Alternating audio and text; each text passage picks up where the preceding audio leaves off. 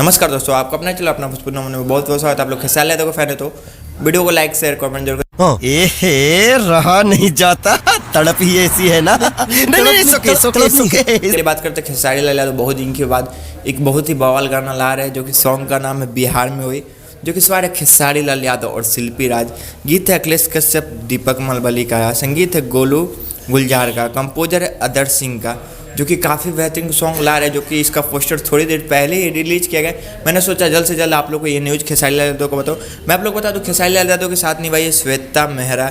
समझ रहे हो आप। तो कि ये गाना खेसारी म्यूजिक वर्ल्ड पे जल्द से जल्द रिलीज किया जाएगा।